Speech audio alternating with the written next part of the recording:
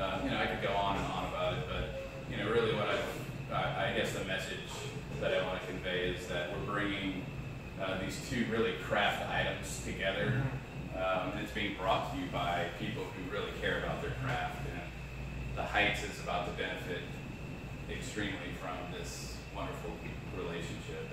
And it's not very far down the block from our cafe, but Houston's one of those cities that's big enough and supportive enough that we don't look at it as any type of threat to our well-being. We look at it as, rising tide lifts all boats, and that's what I'm just really excited to be here as well. Great. Thank all of y'all for coming out and supporting. Yes. It's cool. This is normally our point of sale station. To see it at an espresso bar is like, can we convert this to like an espresso shop after hours? That's the movie crowd. And so as you were speaking, I was thinking, I was at Eastside Farmers Market this morning, getting honey, which is where we get our honey from, as well as our garden dreams, the balsamic strawberry right behind you there. And so in the years of shopping there, both personally and professionally, I know a good number of the vendors there. So I stopped first at Garden Dreams, talked to Kurt, the owner there, moved on to Wendy at Be Wild Honey. Then I also know All We Need Farms. They make gelato, goat's milk gelato pops. You guys may be familiar with them. So Stacy's a great friend of mine. I then walked to the back to a food truck to the name is something like Nuovo Cuisine. Kevin is the chef. And so in talking to these different people, I've seen them now for about 3 or 4 years. And it's amazing that we were all still doing it.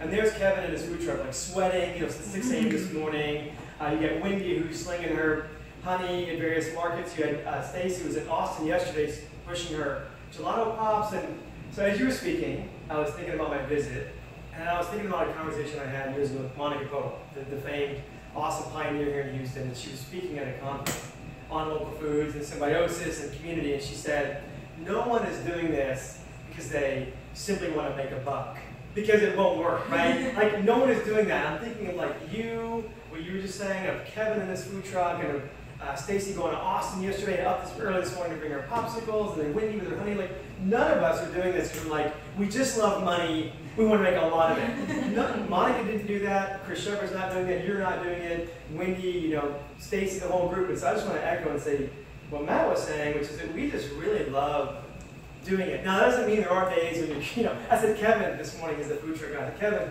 you really wouldn't trade it. He said, well, there's some days I might trade it. So I want to say there are certain days when the fridge goes out and like you're stressed and like you're covering a baking shift and you've been like 18-hour days. That day you're like, maybe I would trade it.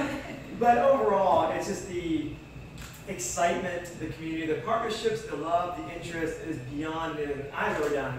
I was a consultant before all of this. And so all I can say is, in terms of interest and excitement and energy, is like 1,000 times more than what I was doing. And so the fact that like at home now we're talking about product development, and who did you meet today? Oh, awesome, I read about them in the local magazine.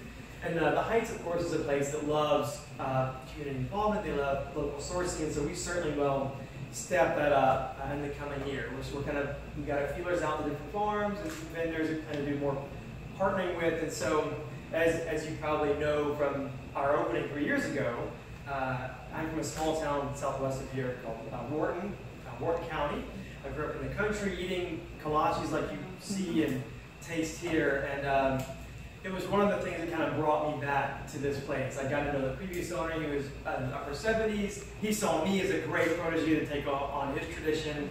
I saw this as, in a way, a diamond in the rough. He hadn't really explored marketing it or revamping some of the offerings. And so, speaking of kind of matches made in heaven, he and I really were. And there's a great picture of the two of us. At the time I was like 30, he was like 80, and we were just smiling like our grandfather and grandson.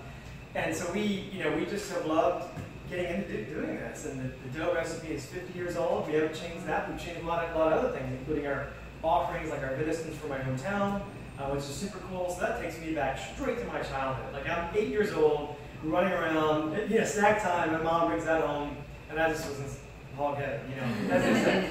And so then, as you said, to add in things like phenomenal coffee. It's roasted right here in Houston by people who love what they do. And one last point before I could talk forever as well. I'll cut myself structure about a year and a half ago, 2 years ago, where we were kind of looking at our relationship and wondering, like, do we temporarily kind of put it on pause, or do we consider just, in the first year, costs are kind of big, you're looking at profitability, and that was like, I want to make sure this relationship, endures, and the relationship to me is very important. And so I just want to say, Matt, too, that like that was very pivotal.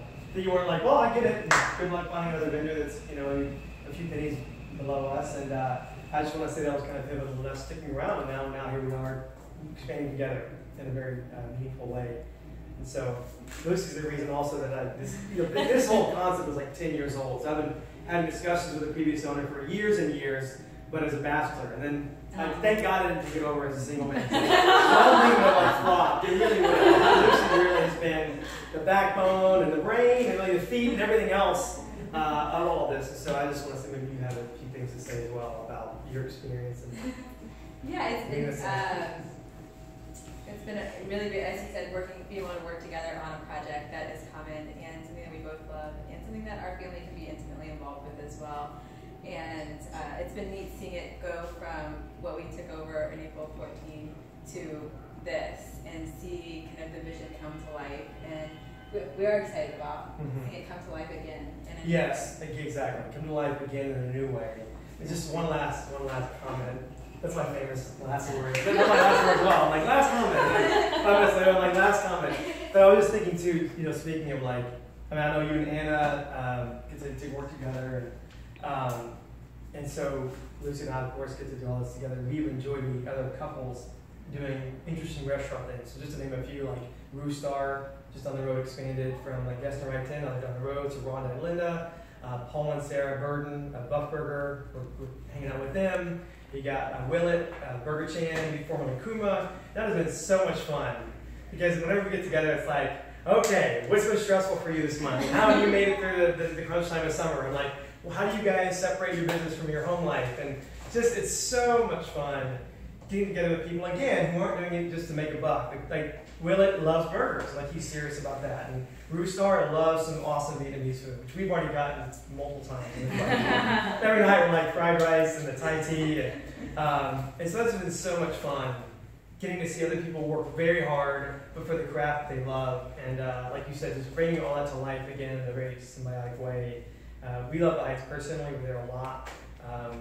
We really admire people in the Heights currently doing great things.